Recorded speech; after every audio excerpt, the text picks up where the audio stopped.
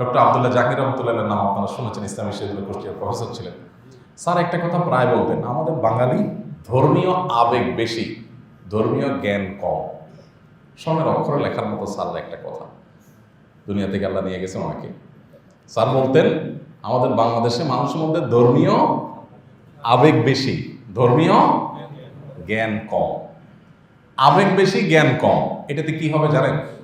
ধরেন আপনার আব্বার মাথায় কপালে একটা মাছি বসছে বা মশা বসছে, আপনার বাবার প্রতি ভালোবাসা এত বেশি যে আপনার চান্দি পুরা ৬৯,০০০ ডিগ্রিতে আপনার গরম হয়ে গেছে, আপনার মাথা রক্ত উঠে গেছে। এই মশা বসার জায়গা পাইল না, তুই আমারে খাতি, আমার বাপের কপালে বসছিস কেন? এই জন্য আপনি জিদ করে চিন্তা করলেন হাত দিয়ে মারলে আর কতটাই ব্যথা পাবে ও, বাইরে যাওয়ার সুন্দরকে একটা কুড়াল নিয়ে আসছে, তোর আজকে 2 টুকরা করবো বেটা, তোর সাহস কতটা, আমার বাপের কপালে বসছস, আমি বাপরে কত ভালোবাসি তুই জানো? এবার বিসমিল্লাহ আল্লাহু আকবার বলে মারছে কুড়াল। আবেগের কোনো অভাব আছে?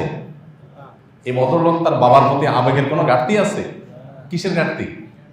জ্ঞানের ঘাটতি। যখন মানুষের আবেগ বেশি হয় আর জ্ঞান কম থাকে, ভালো উদ্দেশ্যে খারাপ কাজ করে।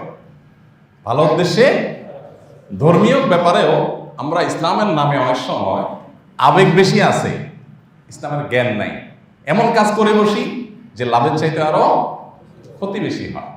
এখন মনে করেন আল্লাহর ঘরে আসছি, জুমার দিনে আসছি, হুজুরকে খুব ভালোবাসি, আল্লাহরে খুব ভালোবাসি, মসজিদে আসছি, একেবারে সামনের কাতার নামাজ পড়লে সওয়াব বেশি হয়, এই জন্য আমি সিঁড়ির জায়গাটা বন্ধ করে রাস্তা করব। আবেগ আছে, জ্ঞান নাই, সওয়াব হবে না গুনাহ হবে? গুনাহ হবে। আমি এরকম 10টা এক্সাম্পল দিতে পারবো যে আমাদের আবেগ আছে, জ্ঞান নাই, সওয়াব হয় না গুনাহ হয়। হজের প্রথম ফ্লাইট চলে গেছে বাংলাদেশে, মক্কাতে আলহামদুলিল্লাহ বাংলাদেশ থেকে। তো আবেগের কথা যেহেতু আসছে, একটা ঘটনা মনে পড়লো হজের। ডক্টর আব্দুল্লাহ জাকির রহমতুল্লাহর আরেকটা গল্প। স্যার একবার হাজিদেরকে ট্রেনিং দিচ্ছিলেন, প্রশিক্ষণ দিচ্ছিলেন। তো প্রশিক্ষণ দিতে গিয়ে বলছেন যে আমরা যখন এহরামের নিয়ত করে ফেলবো, ওমরার নিয়ত করে ফেলবো, হজের নিয়ত করে ফেলবো, এহরাম বেঁধে ফেলবো, তখন কিন্তু আর মাথা ঢাকা যাবে না। একদম সমস্ত কার্যক্রম শেষ করে হালাল হওয়ার আগ পর্যন্ত, এহরামের খোলা মানে মাথা চুল চাষার আগ পর্যন্ত আমরা আর এগুলো মাথা ঢাকতে পারবো না, মাথা খোলা রাখতে পারবো। তো একজন মুরব্বী চাচা উনি দাঁড়ায় উঠে বলতেছেন যে বাবাজি টুপি পরতে পারবো না? তো বলে না চাচা, টুপি পরা যাবে না। বলে যে একটা কথা বললেন আপনি, আপনাকে কি পড়াইছে করোনা দিস? উনি ইসলাম বিশ্ববিদ্যালয় কুষ্টিয়ার আল হাদিসের প্রফেসর, ওনাকে বলতেছে আপনার ইসলাম কে শিখেছে? গ্রামের চাচা আর কি, জানে না এই লোক প্রফেসর ইউনিভার্সিটি। তো বলে যে আপনাকে ইসলাম কে শিখেছে বাবা? টুপি ছাড়া কেমনে হজ হয়? নামাজি হয় না, আপনার হজ কেমনে হয়? জীবনে টুপি ছাড়া একক তো নামাজ পড়ি নাই, টুপি ছাড়া কখনো থাকি নাই, আর এত টাকা খরচ করতে হজ করতে যাব, আর আপনি বলছেন টুপি ছাড়া থাকতে হবে? কে বলছে আপনার এই সমস্ত? আমি টুপি মাথায় দেবো? পরে স্যার বলতেছেন যে বাবাজি আপনি টুপি যদি মাথায় দেন ইচ্ছাকৃত, তাহলে কিন্তু দম দিতে হবে। দম, দম বুঝেন তো? আমরা তো দম বুঝি। ক্ষতিপূরণ, জরিমানা দিতে হবে, একটা ছাগল জবাই করতে হবে, 600-700 রিয়াল লাগবে।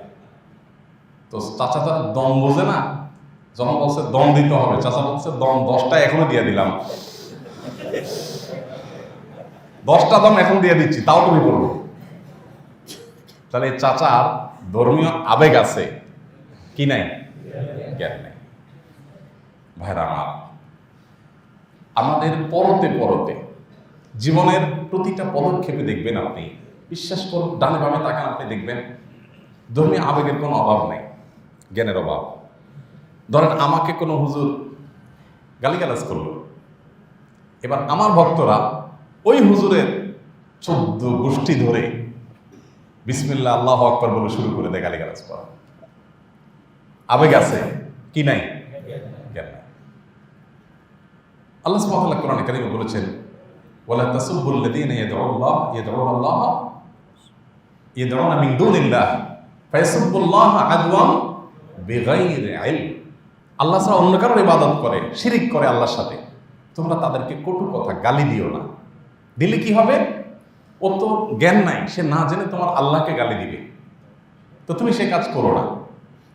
এখন আমরা প্রায় সময় দেখা যায় আবেগের বশবর্তী হয়ে এমন এমন কাজ করি যে আমাদের আমল নষ্ট হয়ে যায়।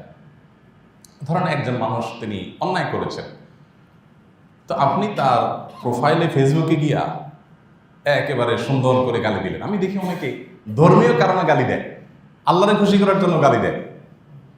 আপনাদের চোখে পড়ে এগুলা? শুধু পড়ে না, পুরো সোশ্যাল মিডিয়া বোঝায় এগুলো, বোঝায়। একজন মানুষকে একটা বাজে কথা বললেন, কটু কথা বললেন, খারাপ কথা বললেন। আল্লাহ তাআলা বলেছেন ওয়ালা তানাবাজু বিল আলকাব, কাউকে মন্দ নামে ডাকিও না, কারণ নামকে বিকৃত করবে না। এখন একটা লোক যত খারাপ হোক, তার নামকে আপনি ব্যঙ্গ করে বিকৃতি করে তাকে আপনি বললেন, সওয়াব হবে না গুনাহ হবে? যত খারাপ হোক তার সমালোচনা করেন, যৌক্তিকভাবে সমালোচনা করেন পারলে, কিন্তু আপনি কি করছেন? তার নিয়ে গালিগালাজ করছেন। তাহলে বোঝা গেল এখানে ধর্মীয় আবেগের কোনো অভাব নাই, জ্ঞানের অভাব। তো ডক্টর আব্দুল্লাহ জাহির রহমতুল্লাহ আলাই এই সমাজের মানুষের রোগ ধরতে পারতেন। আল্লাহর এই বান্দা সমাজের মানুষের রোগ ধরতে পারতেন। এই জন্য এক শব্দে আমাদের এই বাংলাদেশে মানুষের ধর্মীয় রোগ স্যার নির্ণয় করে দিয়েছেন যে আমাদের সমস্যা হলো ধর্মীয় জ্ঞান নাই, আবেগটা অনেক বেশি। এই সস্তা আবেগ দিয়ে আল্লাহর কাছে জান্নাত পাওয়া যাবে না। আমাদেরকে জ্ঞান এবং আবেগ দুইটার মধ্যে সমন্বয় সাধন করতে হবে। আল্লাহ তাআলা আমাদেরকে আমল করার তৌফিক দান করুন। আস-সুন্নাহ ফাউন্ডেশন, উম্মার স্বার্থে সুন্নাহর সাথে।